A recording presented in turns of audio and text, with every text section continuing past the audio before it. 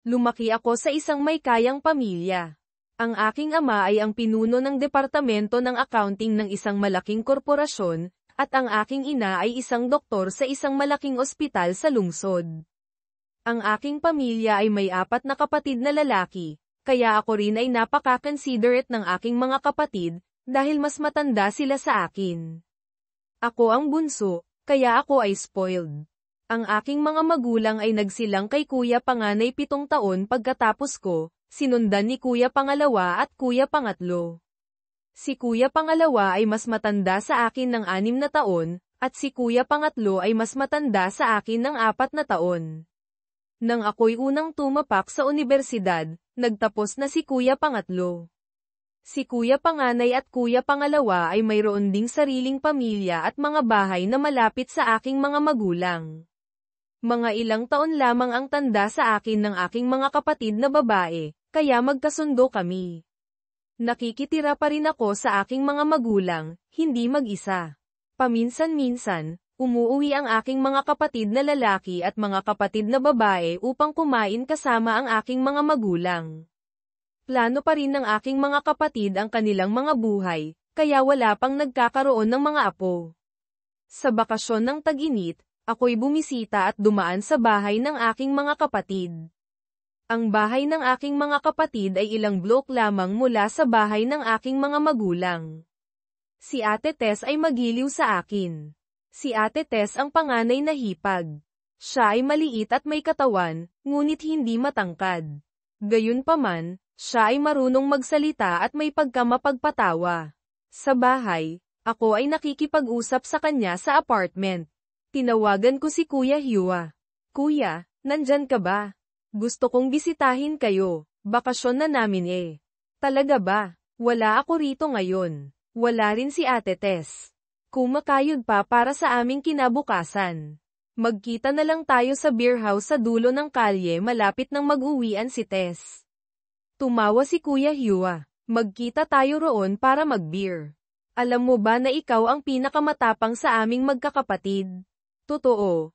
Ako ang pinakamahusay sa pamilya, maliban sa ilang addictions na hindi ko sinubukan. Mayroon akong higit sa aking mga kapatid na lalaki. Medyo nakakaangat ako sa pag-aaral. Sa beer house, ang nagtitinda ng beer ay nakakakilala sa akin. Bakit narito ka ngayon? Hinihintay ko ang aking kuya. Magkikita kami rito. Siguro naman malapit na rin si Hua. Sa mga nakaraang araw palagi kang nakita pagka-uwi galing trabaho, sagot niya. Kumusta ka na? Tanong ko, kay Aling Fe. Mayroon ka bang nadagdag? Nagdagdag nga, pero mas gamwapo ka, sagot ni Aling Fe. May date ka siguro. Malayo pa, sagot ko. Nag-aaral pa lang ako. Kung sa tingin mo ay tama, iyan ang importante, tugon niya. Umupo ako at humigop ng beer. Pagkatapos ng ilang sandali, si Kuya Hua ay dumating at sinabing, sorry, na-traffic ako. Kamusta ka na? Okay lang ako. Ang tagal nating hindi nagkita, sagot ko. Okay lang, sagot ko. Alam mo, medyo may beer belly ka, sabi ko. Ikaw din, sagot niya. Ako ay kumakayod pa rin para sa aming kinabukasan. Kumusta ka na ngayon? Tanong ko. Okay lang. May natanggap akong bonus. Sasama ka ba na mayroon tayong mga bata? Tanong niya. Hindi pa. Gusto ko munang bumili ng kotse, sagot ko. Pag kumpleto kayo dyan, pumunta na lang kayo sa bahay at kumain. Hihintayin ko si Ate Tess, malapit na ang tag-init, kaya ako'y mag-e-enjoy, tugon ko. Uminom kami ng beer kasama ang aking kuya. Ang aking kuya ay maingay at mahusay sa tagiliran ni Ate Trina. Ako, bilang ang bunso, ay madaling magtiis. Bago pa dumilim, umuwi kami. Si Ate Tess ang nagluluto ng pagkain. Nang makita ako, sinabi niya, Oy, gamwapo ka ngayon.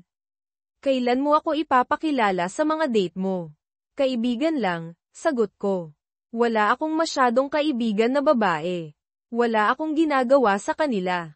Mayroon ka bang kapatid na babae na magpapakilala sa akin? Tanong ko. Huwag kang masyadong sekim. Alam mo, Hindi ka dapat manghingi sa aking kapatid na babae, sabi niya. Ikaw ay labis na nasisira ang reputasyon. Tumawa lang ako at tinulungan siyang magluto. Nang kumain, malaki talaga ang tulong ng tagluto ko sa lola.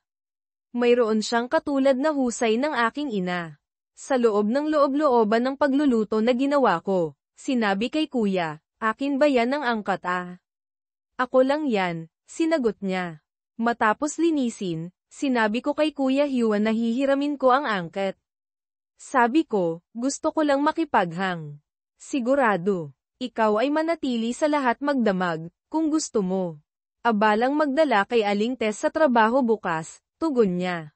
Natapos niya ang angkay at sinabi, mabuti na ang lahat, ikaw ay maging kaaya-aya sa iyong gabi, at pagkasabi nun, ako'y umalis na.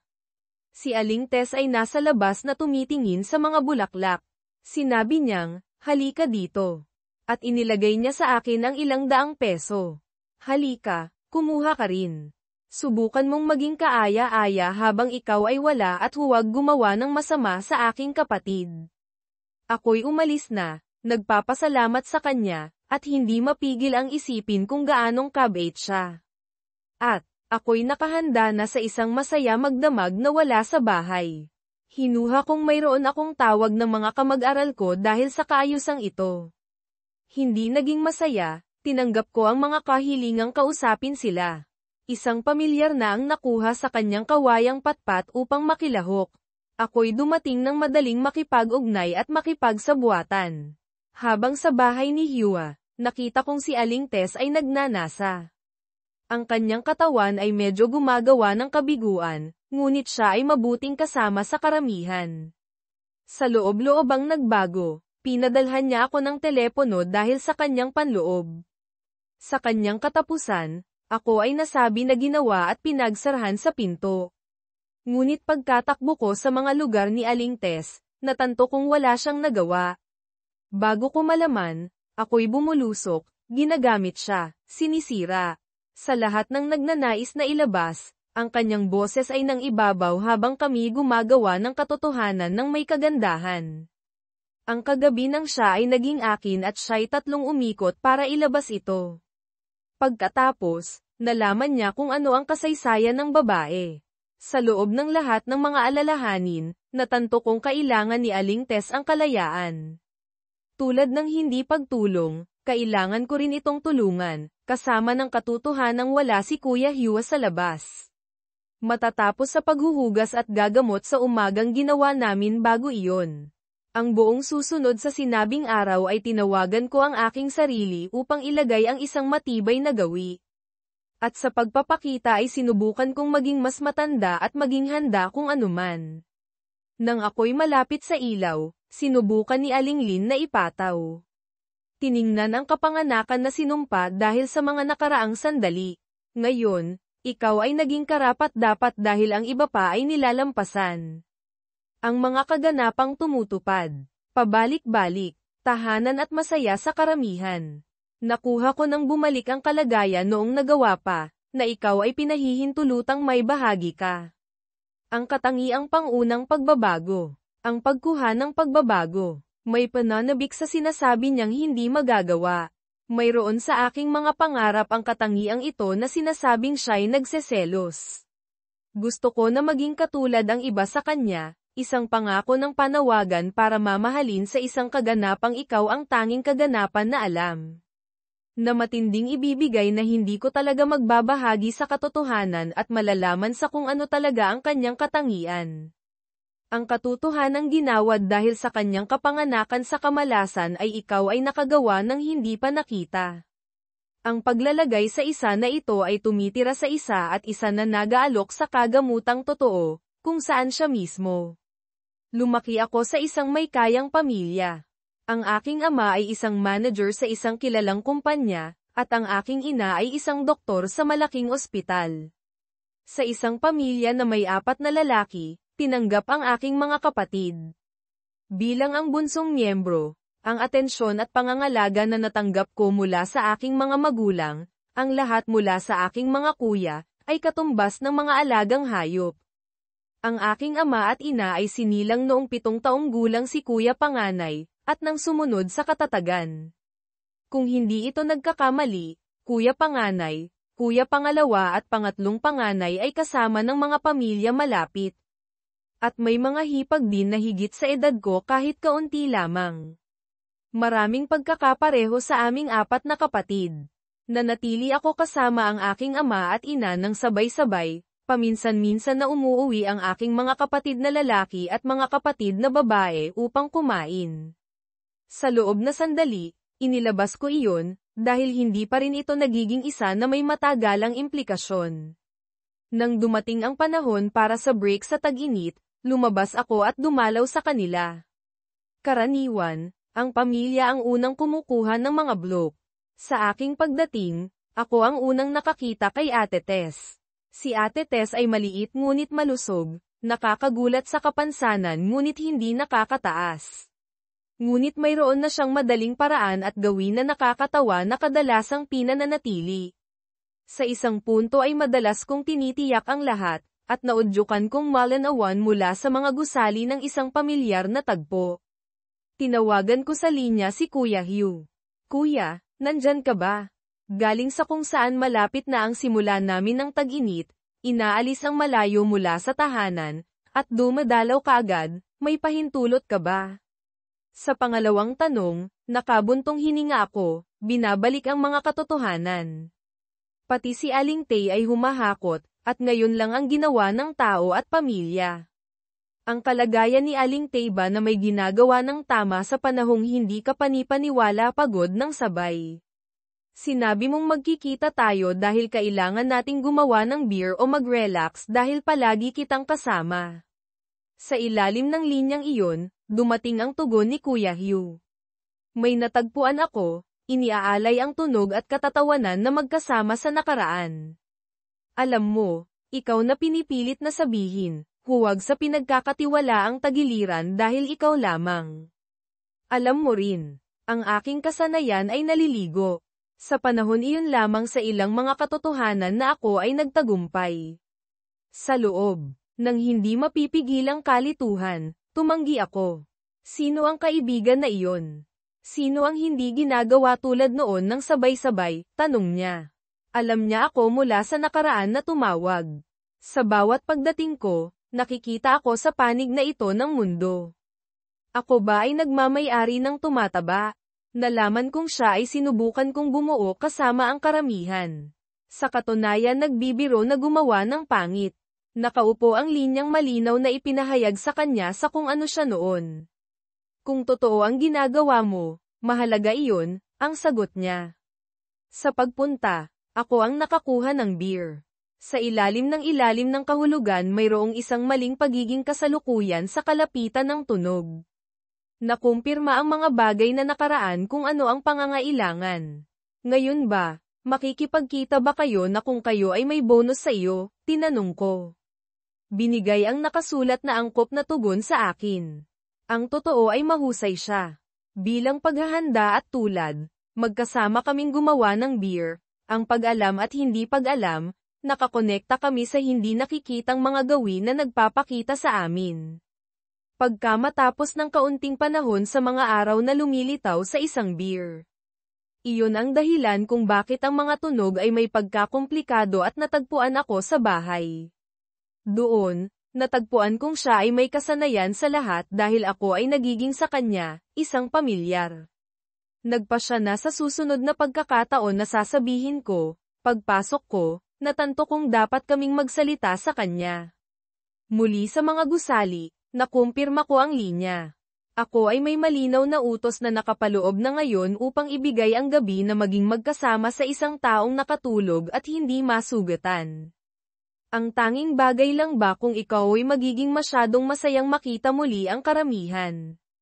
Sa kaunting bago ay ibinulong niya sa pamamagitan ng pagpasok na naitala. Nakita ko ang mga kahanga-hangang bagay na lumilitaw habang ako ay natututo ng maraming sa kanya. Ang nakaraan ay nakalimutan na, habang kami ay naaalala, ibinigay. Sa loob ng maraming nakalaan na gusali may mga kailangan na ang lahat ay nalilimot habang negal ilinaw para sa kanilang nakikitang hindi magbabago, tulad ng para sa mga mayroon, ang hindi mahigpit, hindi nababalot na ilabas. Tumalikod at sa maliliit na tugon niya ibinalik. Ako noon. Tumatawag dahil sa pagpapahayag sa ilan na nasira ng linya. Sa nag-iisang pagkatuto, ako ay nararapat na pagkaraan ng tumalikod siya sa nagiging at gumagalang sa pagkatao kung paano ko paghawak ang mundo. Sa nagiging at hindi magtatagal, nalalaman, naaalala. Nangyari ang katapusan. Sa panahong ginugol malapit sa nagmamay-ari, tinitiyak ang kalagayan sa pagpunta. Malayo mula sa alinman sa hindi tinapos. Malaya, nang nagawa, pagkatanda ni Aling Lin, ang katotohanan ito sa nagwawasak. Ikaw ang may pag-asa noon ang lahat at siya ang dahilan kung bakit ikaw. Ang linya. Habang sa pamamagitan ng panloob na ginagawa, ikaw mismo ay nagiging may katapusang dahil ang tunog ay gumagawa ng kailanan. Ngayon, nakikita pa rin ba na ikaw ay katulad ng isang angkop sa pagnanais? Wala na talagang kailangan. Sa wakas itinala, ang totoo, ipinapakita ang pangakong kalayaan sa paggawa ng lalo. Ano ang mangyayari, kung ganoong kalayaan ay lumampas sa mga limitasyon ng isang mundo na hindi maaaring may bahagi? Sa panahon na lumipat mula sa iyo, ginagamot bilang lalo. Habang nagiging sa iyong nakaraan, sinagot sa pamamagitan ng pagbibigay kung ano ang katangian sa iyong mga hiling. Sa pamamagitan ng mga pangakong tunog na gagawin sa paraan at hihintayin ang paggawa sa kailangan noon. Sa nakalaang, ang nagwawasak ay nagtatalaga ng pangangailangan at ang tunay noon. Gina mo ang katotohanan dahil sa ikaw na iyon na nabubuhay ay dahil sa iyo nang walang anumang sandali noon o habang buhay at nang nakikita ang nililinaw. Nilooban ang malinaw mula sa may. Tumagal ng isang gabi na lumipad at bumalik. Sa mga kalagayan, kung saan tinangka ng katotohanan, pagkilala ang nalilito tungkol sa lahat ay nilinaw. Kung ano ba ang hindi makatayo, hindi maaral. Kung paano kung lumayo, ginugol ko ako sa pamamagitan ng iyo, na siya nag-aakala at siya mismo. Ang pangakong totoo noon, pagkatapos ay naglilipat sa susunod at hindi nagtatagal para sa nangangailangan. Ako, sa bawat ginugol ay ginagamot para ilabas at muli nilinaw at sinabi, sa bawat tunog natapos ang tunog. Kinikilala at pinahihintulutan siyang ibigay upang hindi ko talagang maalala ang anuman. Ang kailangang ilabas noon, sa pagpuno sa isang nagwawasak, ang kailan awan ay natagpuan kung saan hindi ka magagawa.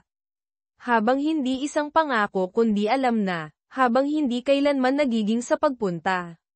Ang wala noon, ang dumating noong naglabas para sa araw noon sa kalawakan na ginagamot at malaya. Ang lahat na alam, sa mga katotohanan, ang isa ay babalik na ngayon, na nagpapahintulot na. Sa gabi, ang susunod na gabi ay babalik na sa alintes. Oo siya babalik noon, dahil sa nagawa na noon. Maaaring ay clear ang ginagawa at kinikilala sa ginagawa, pagbibigay ang paraan dahil sa nagawa na. Sa ginagamot, sa sino mang nag-aalala noon at itinalaga ito. Mayroon na talagang kaunti noon sa mayroon at nagpapalipad dahil nalalaman sa kabuuan. Sa linya na ginagamot sa pagpapalipad ay inilabas na ng pagpunta. Sa loob ng isinilang nagawa noon, ang pangako sa kanila. Sa pagkilala at, naaalala niya noon na tinawag ang mga ito. Ano ang nalaman ba noon sa ginagawa ng magwawasak nangyari sa pamamagitan ng pagbibigay ng panahon? Sa malapit, natapos ang katotohanan. Dahil pagpasok sa nakaraan, naghahanda ng ginagawa pagbibigay ng kahalayan noon, bago ginagamot o binabalikan. Ako si Rosa, 18 taong gulang, bunso sa aming magkapatid. Parehong namatay si Itay at kuya sa aksidente noong bata pa ako. Kaya si nanay na lang ang nagpalaki sa akin. Sa paggawa ng kakanin niya kinukuha ang aming pang-araw-araw, at kapag walang pasok, ako ang naghahatid ng mga order sa kabilang baryo. Isang Sabado ng hapon, nagmadali akong dumaan sa gubat, ang shortcut na ipinagbabawal ni nanay, para dalawin ang kaklase ko. Habang naglalakad, bigla kong naramdaman ang pangingilabot sa batok. Parang may mainit na tingin na sumusunod sa bawat hakbang ko. Nang lingon ako, wala naman. Pero ramdam ko pa rin ang presensya ng isang lalaki. Saan ka ba galing, bata ka? Sigaw ni nanay nang bigla siyang sumulpot sa harap ko. Halos mabasag ang tenga ko sa pagkurot niya sa tagiliran ko. Nay, dinalaw ko lang po si Marit sa kabilang baryo. Gago ka ba? Ilang beses ko nang sinabing huwag dito sa gubat. Baka ano nang mangyari sa'yo? Hindi na ako umimik. Alam kong galit na galit siya. Kinagabihan, habang naghugas ako ng pinggan sa kusina, bigla kong naramdaman ang init sa likod ko. Parang may humihinga sa batok ko. Nang lingon ako, wala. Pero may naramdaman ako. Tapos ka na ba dyan? Sigaw ulit ni nanay mula sa sala. Opo, nay. Patayin mo ang ilaw at isara mo ng maigi ang pinto. Nang matapos ako, mabilis akong umakyat sa kwarto. Pero sa dilim ng hagdan, parang may humawak sa hita ko, ang init ng palad, ang lakas ng pagkapit. Napaigtad ako. Sino iyon? Walang sumagot. Kinabukasan, inutusan ako ni nanay na maghatid ng kakanin sa kabilang baryo. Sa daan, nakita ko si Mang Tomas, ang kumpare ni Itay, na naghahasa ng itak. Magandang umaga po, bati ko. Ay, Rosa. Ngumiti siya, pero iba ang ngiti niya ngayon, masyadong malapit ang tingin sa dibdib ko. Gusto mo bang ihatid kita? Hindi na po, salamat. Pero habang papalayo ako, ramdam ko pa rin ang titim niya sa likod ko. Ang haba ng tingin. Pagbalik ko, naglakad ulit ako sa gubat, kahit bawal. Biglang may humila sa braso ko. Lester! Sa wakas, nakuha rin kita, bulong niya, ang hininga ay mainit sa tenga ko. Matagal na kitang gustong-gusto. Pilit niya akong hinihila palayo, papunta sa masukal na bahagi ng gubat. Bitawan mo ako. Pero mas malakas siya. Hanggang sa, bitawan siya. Isang boses na parang kulog. Lumingon kami, si Mang Tomas, nakataas ang itak, ang mga mata ay nag-aapoy. Umalis ka na, bago ko pagputol-putulin ang mga kamay mo, anya kay Lester. Takot na tumakbo si Lester. Pero ngayon, ako naman ang naiwan, katawan ko'y nanginginig, ang dibdib ko'y parang sasabog. Salamat po, nanginginig kong sabi. Walang anuman, ngiti ni Mang Tomas. Pero ang tingin niya ngayon, hindi na parang tito. Ang tingin niya ngayon parang lalaki. Nang ihatid niya ako sa bahay, pinainom niya ako ng tubig. Pero ang mga daliri niya ay humihipo sa balikat ko ng masyadong matagal. Sa susunod, huwag ka nang dadaan sa gubat, sabi niya. Pero kung kailangan mo ng kasama Ang huling tingin niya bago umalis ay nagpabalintuna sa tiyan ko. At ngayon, hindi ko alam kung sino ang mas delikado, si Lester o si Mang Tomas. Pasensya na po, sagot ko kay nanay. Sige, mauuna na ako, pagpapaalam ni Mang Tomas kasabay ng pagtayo sa kanyang kinaupuan. Kagabihan, habang abala ako sa paghugas ng aming pinagkainan, biglang lumapit sa akin si nanay, nakangiting umupo sa lamesa, at nakatitig sa kinaenestuan ko. Bakit po kayo ganyang makatingin sa akin, nay? Tanong ko kay nanay na nooy patapos na sa aking ginagawa. Talagang ang dalaga ka na.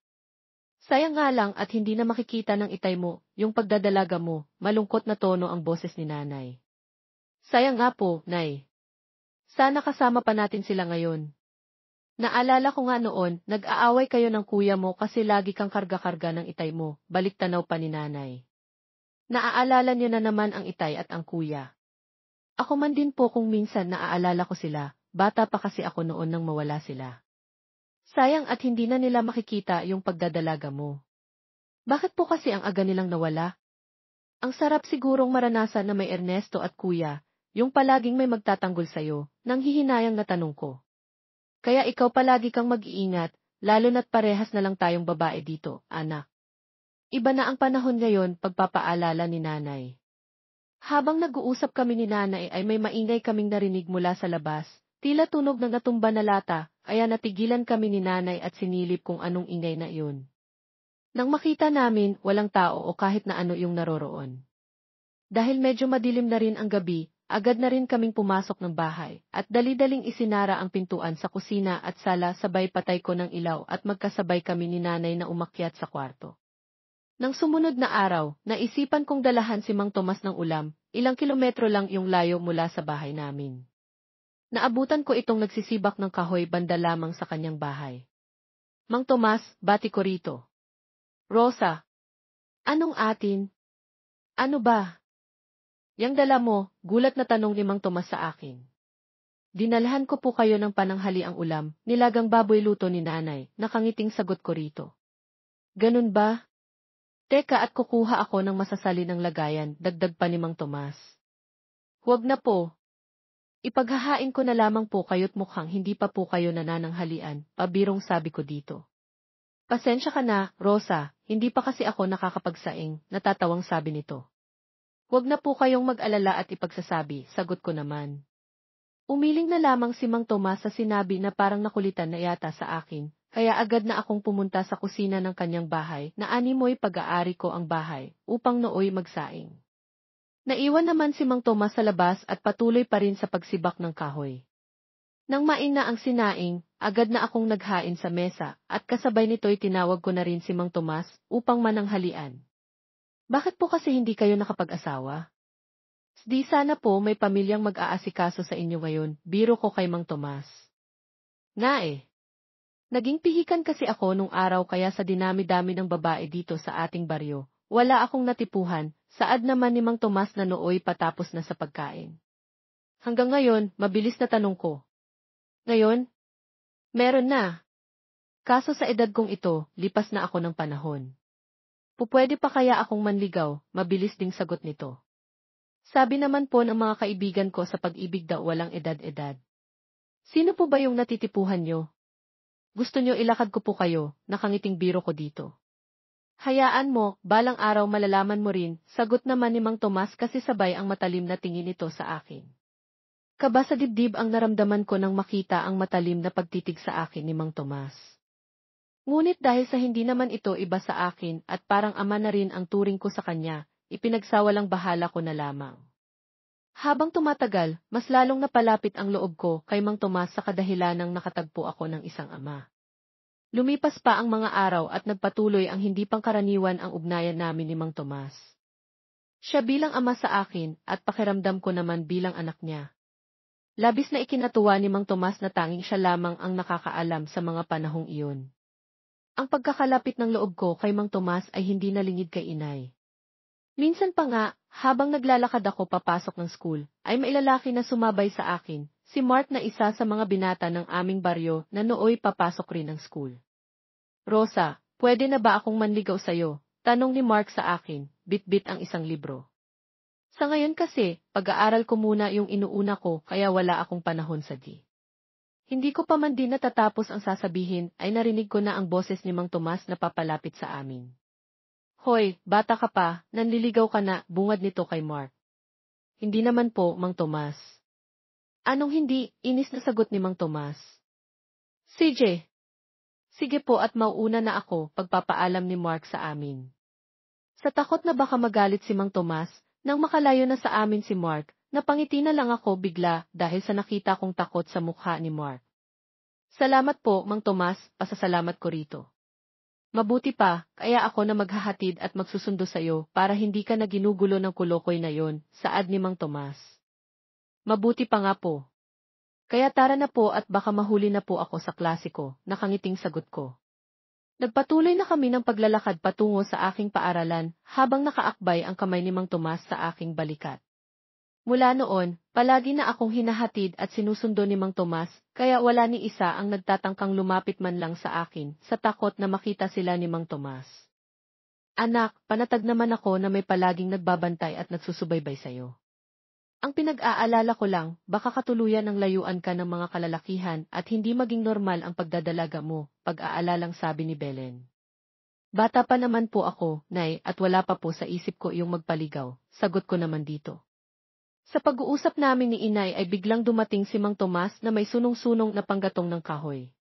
Pinasalamatan naman ito ni Belen, bukod kasi sa may magagamit na kami sa pagluluto ng paninda ay hindi ako mahihirapan na maghanap pa nito sa kakahuyan. Habang tumatagal, nag-iba ang nakikita ni Belen sa mga kilos ni Mang Tomas. Madalas niya itong makita ng matalim ang pagtitig sa akin at minsan na may 3 beses niya itong nahuling nakatayo malapit sa aming palikuran sa tuwing ako'y naliligo, para bang maisinisilip. Mula noon, labis na ang pag-aalala sa akin ni Belen at sa pagiging malapit namin ang kumpare niya, palagi niya akong pinapaalalahanan na mag-ingat kay Mang Tomas. Subalit, bulag ako sa katotohanan dahil lang akala ko totoo yung pagmamalasakit na pinapakita niya sa akin. Unti-unti kong nakita ang tunay nitong intensyon sa akin nang makilala ko si Eric na nag-aaral at ngayon ay nakapagtapos na ng kolehiyo sa Maynila, muling nagbabalik bayan sa aming probinsya. Sa una pa lamang naming pagkikita, nagpakita na ng intensyon si Eric ng pagkagusto. Sa akin na siya ko namang ikinatuwa, ngunit hindi ito sa kanya pinahalata. Sino ba naman kasing babae yung hindi magkakagusto sa kanya? Bukod kasi sa magandang lalaki na may pinag-aralan pa at may maganda na ring trabaho, hanggang sa naulit pa ng naulit ang aming pagkikita at nagpasya na nga itong manligaw sa akin. Araw-araw niya akong dinadalaw sa aming bahay at dinadalhan ng mga mamamahaling bulaklak at tsokolate. Hindi nagtagal, sinagot ko na ito na kaming dalawa lamang ang nakakaalam. Maging kay Belen, nilihim ko ang aming pagiging magkasintahan. Sigurado ka? Hindi mo na natin ipapaalam sa Belen mo yung relasyon natin, tanong sa akin ni Eric. Ayoko lang na mag-isip siya, sagot ko naman dito. Paano kung malaman niya sa iba, nag-aalala nitong sabi. Wala namang ibang nakakaalam, paano niya malalaman, nag-aalala ding sagot ko. Baka kasi magalit siya kung sakaling malaman niya pa sa iba. Wala namang ibang nakakaalam maliban sa ating dalawa, Eric, puwera na lang kung ipapaalam mo, inis na sagot ko. Pero nagkamali ako. May isang tao pala ang lihim na nakasubaybay sa amin ni Eric, isang tao na noon pala ay may pagnanasa sa akin. Nang mabatid ni Mang Tomas ang maganda naming ugnayan ni Eric, ay abot langit ang galit nito sa akin, kaya nagawa niya sa akin ang makamundo niyang pagnanasa. Isang umaga, habang papasok na ako sa eskwela, napadaan ako hindi kalayuan sa bahay ni Mang Tomas at napansin niya ako kaya agad na tinawag. Sandali lang, Rosa, tawag nito sa akin, siya namang paglapit ko sa kanya. Magandang umaga po, Mang Tomas. Magandang umaga din, mabilis na sagot niya. Ano po bang atin, Mang Tomas, nagmamadali kong sabi. May gusto lang sana ako itanong sayo, seryosong sagot niya sa akin. Ano po yun, takang sagot ko naman. Halika muna sa loob sandali at baka may makarinig, yaya nito sa akin. Importante po ba yan? Baka pwedeng mamaya na lang po pag uwi ko galing school. Ba may lihim kayong relasyon ni Eric? Seryosong sabi nito sabay ang paglakad papasok ng kanyang bahay. Paano niyo po nalaman? Gulat na sagot ko nang makalakad na. Papasok ng kanyang bahay ay siya namang pagsunod ko sa takot na baka malaman ni Belen ay tinungo ko ito upang pakiusapan sana dahil panigurado na magagalit sa akin si Belen kapag nalaman niya na naglilihim ako sa kanya. Bakit naglilihim ka? Bungad ni Mang Tomas sa akin pagkapasok ng kanyang bahay. Mang Tomas, wag po muna sana makakarating kay Belen, buong pag-aalalang pakiusap ko dito. Bakit nagsinungaling ka? Bakit mo ako niloloko? Pasigaw na sabi nito na parang galit. Hindi ko po kayo niloloko, mahinahong sagot ko. Bakit nagpapaligaw ka sa iba nang hindi ko alam? Sasaktan ka lang ng mga yan, lolokohin ka lang, inis na sabi pa nito. Bakit masama ba na magpaligaw ako? Alam ko po na nagmamalasakit kayo sa akin dahil parang pangalawang ama na yung turing ko sa inyo, pero buhay ko na po ito. May karapatan akong magdesisyon para sa sarili ko, paliwanag ko rito. Hindi mo ako naiintindihan, galit na sagot nito sabay haulote buong lakas niya akong hinila papasok ng kanyang kwarto, kaya kahit magpupumiglas ako ay huli na sa higpit ng pagkakahawak nito sa aking braso. Tanging kaba ang nararamdaman ko sa galit na boses nito at takot nang madala ako nito sa kanyang kwarto at itinulak palapit sa kanyang kama. Sa lakas ng pagkakatulak, napaupo na lamang ako, sobrang takot ako dahil alam kong ibang tao na ang kaharap ko, malayo sa Mang Tomas na nakilala ko. Mang Tomas, wag po, paulit-ulit kong sinasabi sabay ang pagtayo ko sa pagkakaupo nang itutok nito sa akin ang kanyang matalim na itak. Bago ka mapunta sa iba, ako dapat ang makakauna sa'yo. Inalagaan at binantayan kita, tapos sa iba ka mapupunta? Iba ang makikinabang sa'yo. Sige na, alisin mo na yan, gigil na sabi nito sa akin habang nakatutok ang itak na hawak niya sa akin. Huwag po, maawa po kayo sa akin, nagmamakaawang sagot ko habang nakabalot ang aking kamay sa aking dibdib. Kahit ano pang pagmamakaawa, yung gawin ko ihuli na, desidido talaga si Mang Tomas na gawin ang makamundo niyang pagnanasa. Hiniling nito na usang loob kong tanggalin ang mga sagabal sa akin. Sa takot ko, sinunod ko na lamang ang kanyang nais kahit palbag sa aking kalooban. Sa mga sandaling yon, alam ko na kung ano yung kahahantungan ko pagkatapos nito. Magiging isa na ako sa ilang kababaihan na napagsamantalahan na walang kalaban-laban. Kung ayaw mong masaktan, gawin mo na lang lahat ng gusto ko, gigil na sabi ni Mang Tomas sa akin. Parang awa niyo na po, wag niyo naman pong gawin sa akin to, muli kong pagmamakaawa dito. Subukan mong mag-ingay o ang sumigaw at baka gusto mo sa'yo ko itaga tong bagong hasa kong itak. Dagdag pa nito habang hawak ang matalim niyang itak na kanyang inangat malapit sa katawan ko, upang tuluyan ako matakot at magawa ang maitim niyang balak. Sa takot ko na baka patayin niya ako, hinayaan ko na lang itong gawin sa akin ang mga gusto niyang gawin. Hinatak at tinulak niya ako sa kanyang kama at muli hinila ang bagay na sagabal sa akin, habang ako'y nakahiga at umiiyak, nananalangin na sana may isang tao ang dumating. Marahan niyang idinikit ang kanyang pawisang balat sa aking katawan, dinampi ang kanyang labis sa magkabilang bahagi ng liig ko, at maging parte ng mukha ko, para siyang mabangis na hayop sa gubat na gutom na gutom. Mas lalo pang tumindi ang takot ko sa dibdib ng paulit-ulit niyang damhin ang bagay na iyon sa akin, napaigtad ako nang ilapat niya pa ang kanyang pawisang katawan sa akin. Sinimulan niyang pasayahin ang mga bagay na iyon sa akin, at nang magsawa, kanya nang ginawa ang kanyang balak, ang gawin ang bagay na parehas kaming maihahatid sa dulo. Ngunit maya-maya, naramdaman ko siyang tumigil. Dali-dali siyang nag-ayos ng sarili. Tumayo ka na dyan, saad nito sa akin, habang inaayos ang kanyang sinturon sa pagkakatali. Marahan kong inabot ang aking mga gamit habang patuloy ang pagdaloy ng aking mga luha dahil sa hirap na dinanas. Hirap akong kumilos, dahan-dahan kong inayos ang aking sarili. Sige na, mag-ayos ka na. Ayusin mo iyong sarili mo. Kung gusto mo, pumunta ka sa banyo at hugasan ang iyong katawan, utos ni Mang Tomas sa akin, ani mo'y parang walang nangyari. Opo, takot na sagot ko. Kahit hirap sa paglalakad, mabilis kong tinuwo ang banyo, sabay kong ibinuhos ang isang tabo ng tubig sa aking katawan dahil baka sakaling bumalik pa ito sa dati, kasabay ang pagkuskos sa bawat parte. Habang nagbibihis, lumapit sa akin si Mang Tomas. Nakatayo siya sa pintuan ng banyo. Wala man lang akong makitang baka sa mukha niya kahit konting pagsisisi. Pagkatapos mo dyan, umuwi ka na. Ayusin mo yung sarili mo at ito yung tatandaan mo.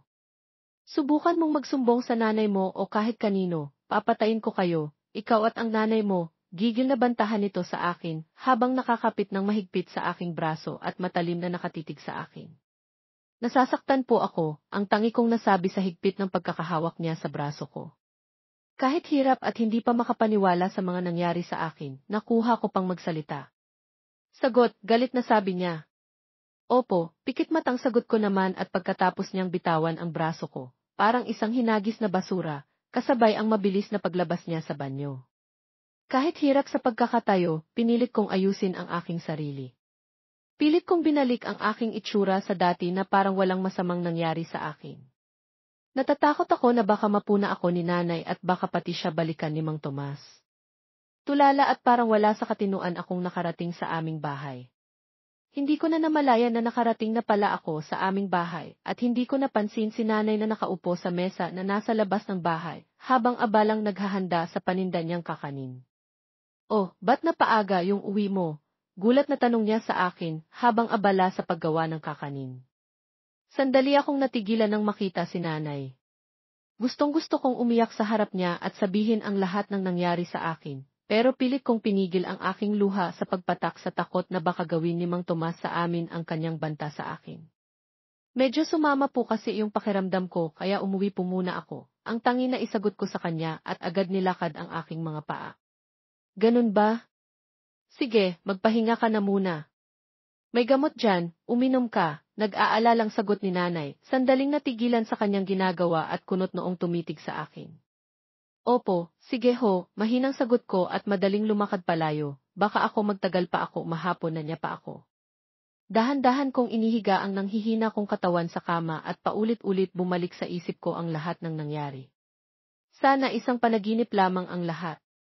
Mahigit 4 na buwan ko ring itinago ang mga nangyari. Madalas, wala akong ganang kumain at palagi lang akong nakakulong sa kwarto. Palagi niya rin akong nahuhuling nakatulala, kahit ang pag-aaral ko'y napabayaan ko na. Kaya sa labis na pag-aalala ni nanay, ilang beses niya akong tinatanong kung bakit parang nag-iba ang aking kinikilos. Napapadalas na yata ang pagliban mo sa klase. Hindi ka naman dating ganyan. Ano bang nangyayari sa'yo? Nag-aalalang tanong ni nanay habang nagwawalis ng bakuran. Wala po, nay, tipid na sagot ko nang nakaupo sa malaking ugat ng puno ng mangga. Bakit, may nangyari ba sa'yo na hindi ko alam? Tanong niya paulit. Wala naman po, nakatulalang sagot ko naman habang nakaupo sa labas ng bahay. Ano bang nangyayari sa iyong bata ka? Hindi ka pumapasok, wala kang ganang kumain, madalas nagkukulong ka lang sa kwarto. Hindi ka naman kasi ganyan, halong inis at pag-aalala ni nanay. Hindi ko na pinahaba pa yung aming usapan kaya hindi ko na lang siya sinagot sa mga tinatanong niya sa akin. Baka hindi ko mapigilan ang aking sarili at masabi ko yung lihim na mahigit 4 na buwan kong tinatago. Sa labis na pag-aalala ni nanay sa mga maling kilos ko, nagpa siya na itong dalhin ako sa hospital at ipatingin sa espesyalista. Kahit natatakot at nag-aalala, hindi ko ito nagawang tutulan. Gusto ko ring makalaya sa madilim na kahapon. Hindi pwedeng huminto yung buhay ko dahil sa takot. Inisip ko na hindi lang ako yung nakaranas ng ganito, pero nakabangon at nalagpasan ang kanilang mga takot at trauma sa mga nangyari. Ilang beses din kaming nagpabalik-balik sa hospital upang matiyak kung ano nga ba ang sakit ko. Maraming mga pagsusuri ang ginawa sa akin at nang lumabas ang resulta, nagpositibo na pinagsamantalahan ako. Dosi, ano pong sakit ng anak ko? Tanong ni nanay. Sigurado po kami na pinagsamantalahan yung anak nyo, sagot ng doktor, hawak ang isang piraso ng papel. Ano po? Anong ibig sabihin nyo? Naguguluhang tanong ni nanay, ani mo hindi makapaniwala sa narinig. Base na rin po sa mga kinikilos ng anak nyo at sa mga sugat niya, nagpapatunay lamang po yun na pinagsamantalahan siya, paglilinaw pa ng doktor. Para sa mabilisang paggaling, ipinayong ng mga doktor na ipakonsulta ako sa isang psychiatrist. Makalipas ang 1 linggo, unti-unti na akong bumalik sa dati kong sigla. Nakuha ko ring ipagtapat kay nanay ang madilim na sinapit ko sa ginawa ni Mang Tomas. Napaluhan na lang si Belen at mahigpit akong niyakap. Pagkatapos niyang marinig ang kwento ko, wala na kaming inaksaya pang oras at agad naman kaming nagtungo sa malapit na police station upang magsampa ng kaso kay Mang Tomas na mga sandaling. Yon ay walang kaalam-alam at patuloy lang sa pangaraw-araw niyang pamumuhay. Mabilis namang umaksyon ng mga kapulisan at agad dinakip si Mang Tomas sa tulong na rin ng mga resulta na hawak ko at nagpapatunay sa mga salaysay ko. Mabilis na umusad ang kaso at nahatulan ng habang buhay na pagkakakulong si Mang Tomas salamat na rin sa mga ebidensya na nakita ng mga investigador sa loob ng bahay na pinangyarihan. Para akong nabunutan ng tinik sa dibdib nang makita ko siyang nakakulong sa isang rehas na bakal. Alam mo ba ilang buwan mo rin akong pinahirapan? Sobra yung takot ko sa dulot ng ginawa mo sa akin at ngayon nakabangon na ako. Mabubulok ka sa bilangguan, galit na saad ko habang pinagmamasdan ang nakakulong na si Mang Tomas. Hindi pa ako tapos. Babalikan kita kapag nakalabas ako rito, nakangisi nitong sagot sa akin. Bagay sa'yo yan. Mabulok ka na sana dyan para wala ka ng mabiktima at hindi ka pamarisan ng iba, buong tapang kong saad sa kanya. Malaki ang pasasalamat ko kay Belen at kay Eric na kahit nalaman ang madilim kong karanasan ay tanggap pa rin nila ako. Hindi pa rin ako iniwan, kasama ko mula sa umpisa pa lang. Kahit madalas itong wala nung panahong puno ako ng takot, kahit malayo siya sa tabi ko, ramdam ko yung pag-aalala niya sa mga nangyari. Biglaan kasi yung pagbalik niya sa Maynila noon kaya hindi na rin niya nagawang makapagpaalam sa akin. Pasensya na Rosa at wala ako ng mga panahong kailangan mo ako, ay halo ang pag-aalala at pagsisisi sa tono ng pananalita nito. Hayaan mo na yon. Ang mahalaga ngayon ay tapos na at nasa maayos na akong kalagayan. Umuwi ako kasi nabalitaan ko kay nanay ang ginawa sa iyo ni Mang Tomas, pagpapaliwanag niya. Okay na ako ngayon at nakakulong na rin si Mang Tomas, kaya huwag ka na mag-alala, pwede ka na ring bumalik sa Maynila. Ano na ba yung plano mo ngayon? Tanong niya sa akin. Hindi ko pa alam. Sandali ako natigilan at nagpasya na itigil muna yung lihim naming ugnayan. Gusto ko nang itigil yung lihim nating relasyon. Gusto ko munang unahin yung pag-aaral ko. Sana maintindihan mo, hiling ko sa kanya. Naiintindihan ko. Basta kapag handa ka na, sabihan mo lang ako, sagot naman niya. Tumango na lang ako at lumakad na papalayo sa kanya. Nabalitaan ko na lang na lumayas na pala siya ng Maynila. Sa labis ng pag-aalala at takot na baka makatakas sa kulong si Mang Tomas at baka magkaroon pa ito ng pagkakataong balikan kami, nagpasya kami ni nanay na magpakalayo, lumipat ng tirahan. Kaya magbuhat sa aming probinsya, lumuwas kami ni nanay ng Quezon at pansamantalang nanunuluyan sa isa sa mga malapit naming kamag-anak. Sa mga sandaling ito na sa maayos kaming kalagayan at nakatira sa maayos na bahay. Hindi rin naman nagtagal, nakahanap na si nanay ng magandang trabaho at ako naman nagbabalak bumalik sa pag-aaral sa susunod na taon. Panibagong simula, malayo sa madilim kong kahapon. Si Chris ay kasalukuyang nagmamaneho ng kanilang minivan patungo sa Maynila. Ito ang unang pagkakataon na ipapakilala siya ng kanyang asawa sa mga magulang nito. Noong ikasal kasi sila 1 taon na ang naparaan, hindi nakadalo ang kanyang mga biyenan dahil sila'y nasa sihay pa noon. Pagkatapos ng kasal, dinala na ni Chris ang kanyang asawa sa probinsya kung saan naroon ang kanyang trabaho sa agrikultura. Nagpapasalamat siya at hindi naman tumutol ang kanyang misis. Ilang oras din ang kanilang biyahe bago nila narating ang Maynila. Pagkalipas ng ilang minuto, nasa harap na sila ng isang malaking bahay na may lumang disenyo. Sa pagkapaalam ni Chris, nag-iisang anak lamang ang kanyang misis na si Sofia, kaya siguro ganoon na lamang katahimik ang bahay. Pagkaparada ng van, sinalubong sila ng isang matandang lalaki. Hula ni Chris, ito ang papa ni Sofia. Marami na itong puting buhok, at iyon kaagad ang napansin niya. Ipinakilala nga siya ng kanyang misis, at hindi siya nagkamali ng hula. Ang papa ni Sofia ay magiliw naman siyang kinamusta. Mukhang maluwag sa loob ang pagtanggap nito sa kanya, kaya wala naman silang magiging problema. Sumunod na sila sa pagpasok ng kanyang biyenang lalaki, dala-dala niya ang kanilang mga gamit. Mananatili sila roon ng mahigit pa sa 1 buwan. Pagbibigyan na lamang niya ang kanyang misis, alam niyang namumulila rin ito sa sarili nitong pamilya. Hindi naman siguro sa lahat ng oras ito ang nag-iintindi sa kanya. Nang marating ang malawak na sala, itinanong ng kanyang misis kung nasaan ang kanyang mama. Nakangiting sumagot ang biyenan niyang lalaki at naroon daw sa kusina at kasalukuyang nagluluto ang ina ni Sofia. Hindi iyon gaanong pinansin ni Chris, at sa halip, inilibot niya ang paningin sa loob ng bahay. Luma na iyon ngunit malinis at talagang alaga ang mga antek na kagamitan. Maya-maya pa ay nakita niyang lumabas mula sa kusina ang isang sexing babaeng nakasuot ng sandong kulay maroon. Maputi ito at napalugay ang alon-along buhok. Sa tansya ni Chris, naglalaro sa 40 ang edad nito, ngunit ang kaagad na napansin niya ay ang kakaibang karisma at ganda ng babae. Nagulat pa siya nang sinalubong ito ng kanyang misis at saka nagyakap ang dalawa. Napag-alaman niyang ang babaeng iyon pala ang mismong ina ng kanyang misis. Halos hindi makapaniwala si Chris kung titingnan tila magkapatid lamang ang dalawa. Hindi niya alam na malaki pala ang agwat ng edad ng mga magulang ni Sofia. Ang hindi maintindihan ni Chris ay kung bakit siya napako sa kanyang kinatatayuan.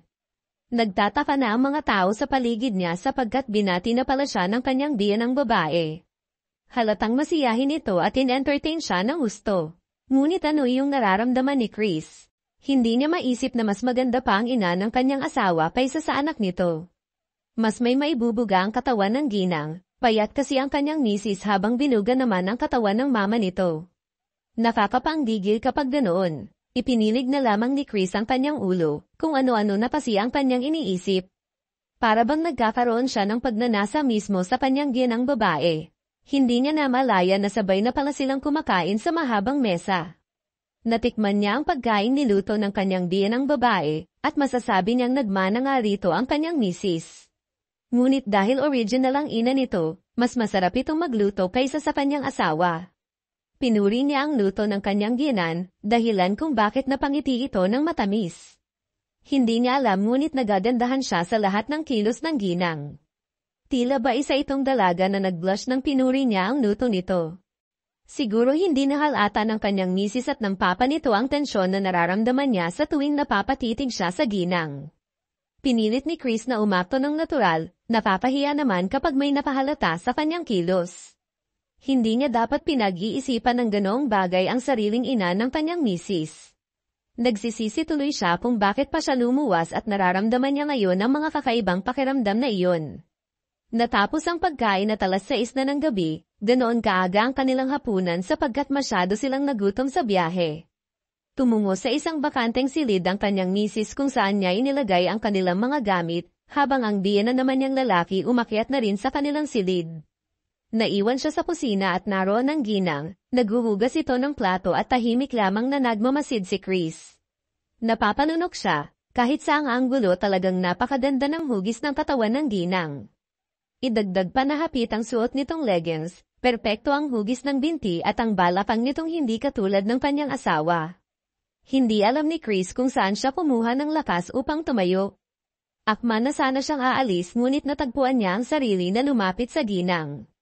Napalingon naman ito sa kanya at napangiti sabay tanong kung ano ang kanyang kailangan. Nautal si Chris sa pagkakataong iyon. Ano nga ba ang kanyang kailangan? Wala siyang maisip na ibang dahilan kaya sinabi na lamang niyang tutulungan niya ito sa paghuhugas ng mga plato. Napatawa naman ang ginang at sinabing tapos na siya at hindi na kailangan. Magpahinga na lamang daw siya at alam nitong pagod siya sa biyahe. Muntik nang batukan ni Chris ang kanyang sarili. Hindi man lang niya napansin na nagpupunas na ng lababo ang kanyang biyanan at tapos na sa paghuhugas ng plato. Napapahiya ang ginawa niya. Gayunpaman, hindi niya pa rin magawang humakbang at umalis sa harapan ng ginang. Tila siya sinasaniba ng masamang espiritu sapagkat nakatitig siya sa magandang hugis ng balakang ng ginang. Gustong-gusto niyang ihapnoon ang kanyang mga kamay. Hanggang sa marinig niya ang boses ng kanyang asawa at tinatawag na siya. Doon lamang nagising si Chris. Nagawa niyang humakbang at tumungo sa silid kung nasaan ang kanyang asawa.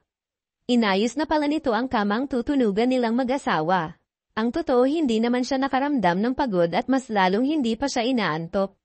Ngunit dahil inanyayahan na siya ng kanyang asawa na matulog na, wala na siyang nagawa pa. Maya-maya lang nagawa niyang itanong sa kanyang asawa kung ilan ba ang agwat ng edad ng mga magulang. Narinig niyang tumawa ang kanyang asawa tsaka inayos ang kanilang kumot. Tumagilid ito ng higop paarap sa gawin niya ngayon. Alam mo, 15 years lang ang tanda ni Mama sa akin. 15 years old nang kasi siya nang mabuntis ni Papa, si Papa naman noon 30 years old na. Wala namang pinipiling edad ang pag-ibig kaya nagkatunuyan sila, simpleng sagot ng kanyang misis. Napag-isip-isip niya kung ilang taon na ang kanyang ginang babae at naalala niyang 30 years old na pala ang kanyang misis. Ibig sabihin, nasa 45 na ang edad ng kanyang ginang babae at nasa 60 na ang asawa nito. Hindi niya lubos maisip na nagawa nitong magtiyaga sa matanda rito ng 15 taon sa edad ng kanyang ginang lalaki. Tiyak na hindi na nito kayang pasayahin ng isang babae. Naisip tuloy ni Chris na posibleng nagtitiis lamang ang ginang sa gabi-gabing malamig at hindi na kaya ng asawa nito ang pasayahin nito ng gusto.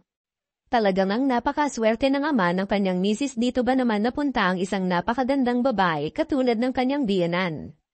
Hindi na muling nagtanong pa si Chris kaya naman tuluyan ang nakatulog ang kanyang misis habang siya naman ginugulo ng kanyang sariling isipan.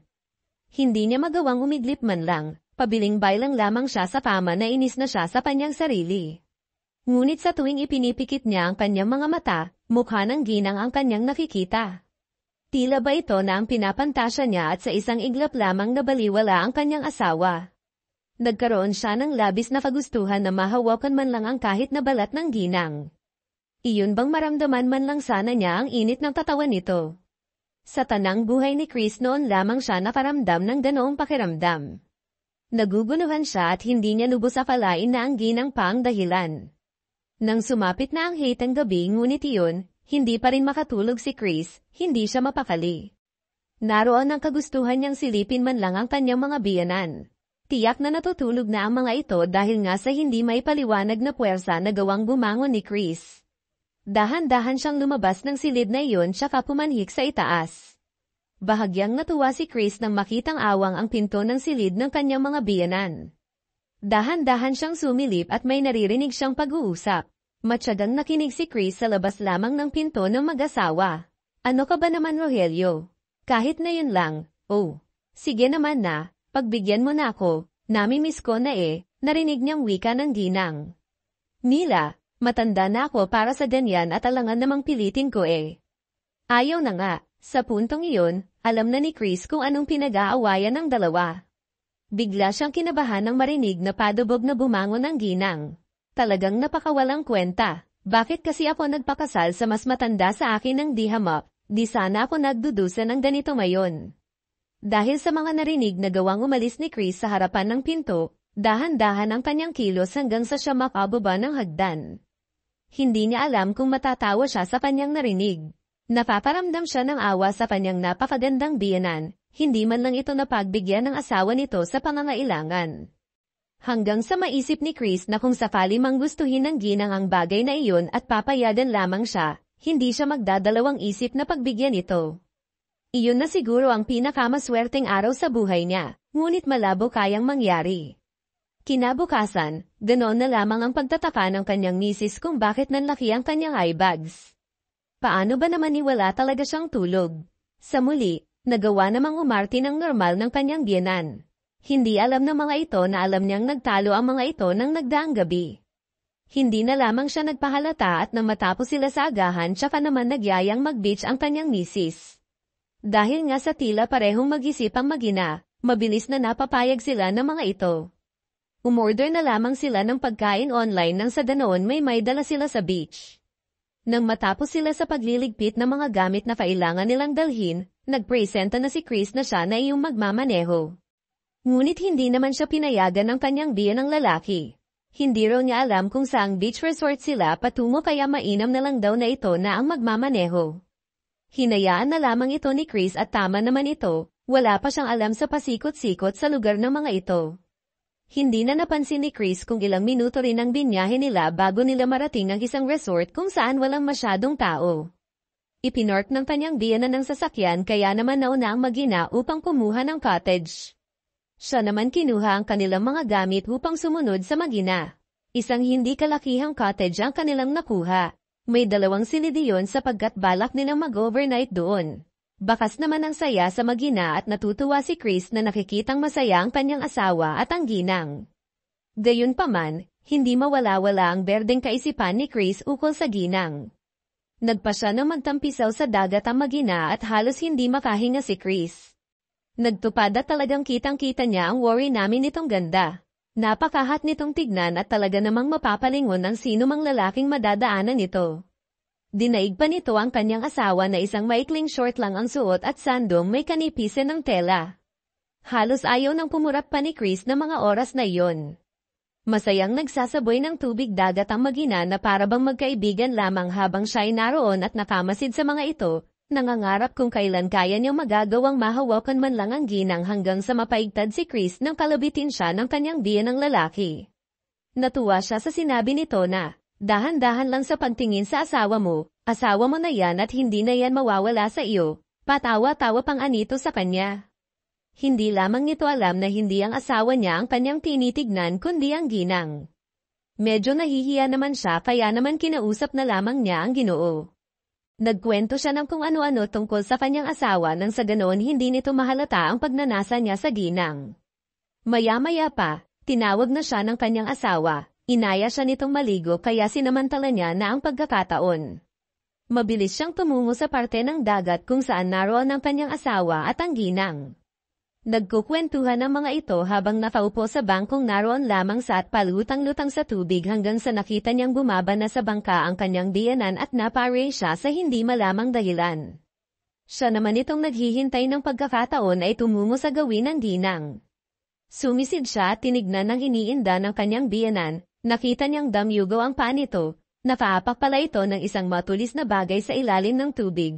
Paika-ika ito kaya naman yun na ang pagkakataon niya niyang mahawakan ng ginang. Nagawa niya itong buhatin dahil na rin sa utos ng kanyang asawa. Napakapit naman sa kanyang balikat ang ginang habang ito ay karga-karga niya patungo sa dalampasigan. Sa wakas, nagawa niyang hawakan ng ginang, hindi lamang simpleng hawak at binubuhat pa niya ito. Talagang umusbong ang init sa kanyang katawan at wala man ng kaalam-alam doon ang kanyang asawa. Binaba niya sa buhangina ng ginang at noon naman dumalo ang kanyang biyenang lalaki. Ito na ang gumamot sa sugat ng asawa nito habang si Chris bumalik na sa tubig, gusto niyang maibsan ang init na kanyang nararamdaman. Naiinis siya sapagkat hindi man lang niya mailabas yun. Naiinis siya kung paano kaya niyang maaangkin ang ginang. Alam niyang mali ang kanyang mga ninanais ngunit anong magagawa niya at iyon ang gusto ng kanyang katawang lupa. Wala siyang magagawa kundi ang itago na lamang sa loob niya ang kagustuhang iyon kung hindi niya yun magagawang pigilan tiyak mapapagawa siya ng isang malaking kasalanan kaya habang maaga pa kailangan niya yung supulin. Hindi niya kasalanan na magkaroon siya ng pagnanasa sa ginang sapagkat masyado naman talagang nakakapanginit ito, yun nga lang nagkataon lamang na hindi pwede. Nagpasya na lamang si Chris na iiwasan niya ng mapatingin dito nang sa ganun makaiwas siya sa tukso. Ngunit minsan talaga hindi niya maiiwasan kahit anong gawin niya gustong-gusto niyang tanawin ang magandang ginang. Gabi na at walang kahit na anong maririnig kundi ang paghampas ng mga alon sa dalampasigan ng resort na iyon. Kaunti lamang ang taong nag-overnight ng gabing yun at may kanya-kanya namang space ang cottage na naruroon. Pagkatapos ng hapunan na pagpasyahan ni Chris na maglakad-lakad muna sa dalampasigan, ang kanyang misis pinili na lamang na magpahinga at masyado raw itong napagod sa paglangoy buong maghapon. Kahit anong gawin ni Chris ay talagang hindi mawala-wala sa kanyang isip ang pagnanasang nararamdaman sa ginang kung sana hindi na lamang siya sumama sa pagluwas ng Maynila, ngunit kagaya nga ng sabi niya gusto lang naman niyang samahan ang kanyang misis pero hindi naman niya inasahan na maramdaman niya ang bagay na yun mismo sa hindi pa pwede panay ang malalim na paghinga ni Chris ng mga oras na yun. Malamig na sa labas at maganay na ng gabi. Ayaw pa niyang pumasok ngunit tinawag na siya ng kanyang asawa na pamapawi pa sa gawin ng kanilang cottage. Napilitan na lamang na pumasok sa silid si Chris, ang dalawa niyang biyenan balak na rin yata ang matulog at pumasok na rin ang mga ito nang makapasok kaagad na naglamang ang kanyang asawa. Niyakap siya nito ito na parabang ipinahihiwatig na may gusto itong gawin, kilalang kilala niya ang asawa at minsan lamang itong mag-aya sa kanya ukol sa bagay na iyon. Wala sa si Chris ngunit alam niyang bawal niyang tanggihan ang kanyang misis sa itsura kasi nito talagang ito ay nangangailangan. Hinalikan siya ng kanyang misis at pinalalim naman ito ang kanyang halik. Napakapit pa ito sa kanyang batok walang takaiba ito pa rin ang kanyang asawa ngunit sad nga sigurong makasalanan siya habang hinahalikan niya ang kanyang asawa ay iba naman ang kanyang nasa isipan walang iba kundi ang ginang. Iniisip niya na ito ang kanyang asawa kaya naman mas tumindi pa ang ginawa niyang paghalik sa kanyang asawa. Nagulat man ito hindi naman siya tinutulan. Hinayaan lamang siya nito sa kung anong ginagawa niyang kapusukan mas tumitindi ang init na kanyang nadarama lalo na pag naiisip niya ang ginawa niyang pagkarga sa ginang kanina lamang tuluyan na nga siyang nawala sa kanyang sarili na gawa niyang ihiga ang kanyang asawa sa higang naroon malambot ang kama ang naroon ngunit tila ba ito iniingat ang Crystal na ayaw niyang mabasag halos hindi mapaghiwalay ang kanilang labi at sinadya iyon ni Chris.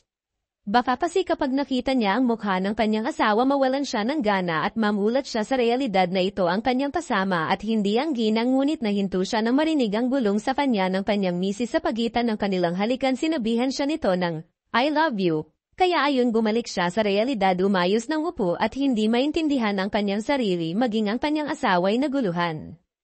Tinanong pa siya nito kung ano ba ang problema ngunit hindi na siya sumagot at sa halip ay nahiga na ng makahigit sa kanya inaya ang kanyang asawa na kung maaari kinabukasan noon umuwi na sila sa probinsya kung magtatagal pa sila roon tiyak na magkakasala si Chris ayaw niyang tuluyang mawala sa kanyang sarili at magkasala siya sa mismong babaeng pinakasalan niya ngunit inasahan na niyang hindi papayag sa kagustuhan niya ang kanyang asawa 1 buwan pa sila bago mapauwi at natatakot si Chris natatakot siya sa mga posibleng mangyari oo nga't gusto yun ang kanyang isip. Ngunit ang kabilang parte ng kanyang isip ay kontra sa bagay na iyon mali ang naiisip niya ng gabing iyon hindi muling nakatulog si Chris nagugulo ang kanyang isip kaya naman naroon ang kagustuhan niya na lumabas upang makalanghap ng hangin habang katabi niya ang kanyang asawa animoy hindi siya makahinga mabigat ang kanyang loob at hindi niya gusto yun ngunit tiniyak muna ni Chris na tulog ng kanyang asawa nang matiyak na mahimbing na ang tulog nito saka siya lumabas napabuga siya ng hangin at tumungo sa isa sa mga napahilerang punong kahoy na may kalayuan sa mga cottage roon doon ay tahimik at malamig presko ang hangin at talagang makakapag-isip ng mabuti si Chris na upo siya sa napausling ugat ng kahoy tsaka tumiting sa paradatan na nasisinaga ng buwan hanggang sa bahagya pa siyang nagulat na may tumapik sa kanyang balikat mula sa kani ang likuran.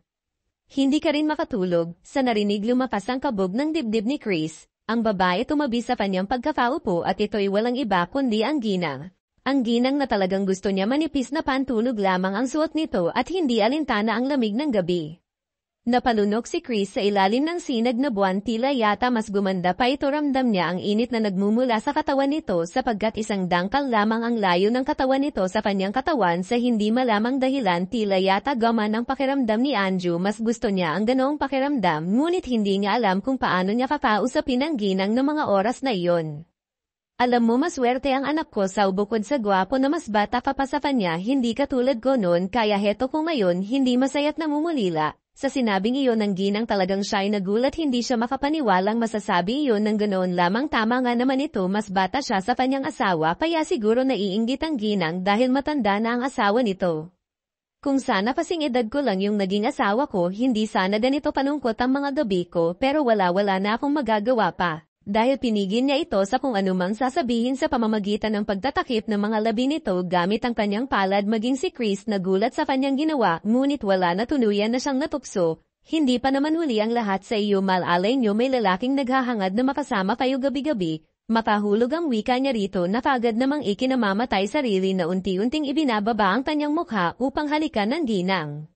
Napalunok siya sapagkat tuluyan siyang nilukob ng init ng kanyang katawang lupa hanggang sa tuluyang naglapat ang kanilang mga labi. Sa puntong iyon tuluyan nang ang nagkasala si Anju, hindi lang siya kundi pati na rin ang ginang na kanyang kahalikan. Sa hindi inaasahan naramdaman niyang tumugon sa kanyang halik ang ginang mainit at talaga namang nakakapagpanggigil. Parang ayaw ng lubayan pa ni Chris ang labi ng ginang sapagkat tuluyan na siyang nawala sa kanyang sarili. Tila ba nagkaintindihan ang mga katawan nila ng ginang at nagsimula silang magyakapan, ngunit nagawa pang itanong ni Chris kung tulog na ba ang Ginoo na sinagot naman ng ginang na oo, oro, at tulog na ito. Kampante naman si Chris at isinawalang bahala na lamang ang lahat. Bahala na ang bukas at bahala na magkasala man siya, ang mahalaga matupad niya ang ninanais ng katawan niya. Bukod dun nagawa pa niyang mapasaya ang nangungulilang ginang na matagal nang gustong gawin iyon. Bahala na ang lahat. Nasa publing bahagi sila ng resort ng mga oras na iyon. Ang kanyang pinapangarap lamang ay nakasama niya na napapakapit naman ang ginang sa kanya dahil sa ginagawa niya. Malamang ay sabik na sabik ito. Sabi, hindi lang naman siya ang magkakasala kundi pati na rin ito nang sa wakas nagawang maupo ng ginang sa kanyang harapan. Siya na ang gumawa ng paraan para magawa nila ang bagay na iyon and maisagawa iyon. Para bang hindi kayang maipaliwanag ni Chris ang kanyang nararamdaman. Napakainit, sobrang init sa pakiramdam na para bang sisubog sa anumang oras. Bukod sa napakaganda ng ginang, nagmistyela pa itong dalaga habang ginagawa nila ang bagay na iyon. Ito na yata ang pinakamasaya na pasalanang nagawa niya. Halos kapusin sa paghinga si Chris at ganoon din ang ginang, kapwa sila hinihingal at halos hindi malaman kung ano ang sunod na gagawin. Mabilis ang ginawang pagdalaw ng ginang kaya naman nagdulot iyon ng mas matitindi pang sensasyon. Halos mabaliw na si Chris sa labis na sayang hatid ng ginagawa nila. Tila ba walang katapusan na para sa kanya ang tagpong yun. Wala silang pakialam sa paligid sa ilalim ng malagang punong iyon na nakaharap sa dagat at sa ilalim ng maliwanag na buwan. Kailanman hindi iyon malilimutan ni Anju kung paano niyang sabik na nakuha ang ginang ng gabing yun, kung paano nitong ibinulong ng paulit-ulit sa kanyang tenga ang kanyang pangalan. Halos durugin niya ito sa marahas na pagdalaw sa labis na panggigigil na kanyang nararamdaman. Hindi naman malaman ng ginang kung saan ito kakapit at napapayakap na lamang ito sa kanya ng gusto na gawa niyang pasayahin ang bagay na iyon na napaka-gifted sa ginang na talaga namang nagpadagdag ng init ng kanyang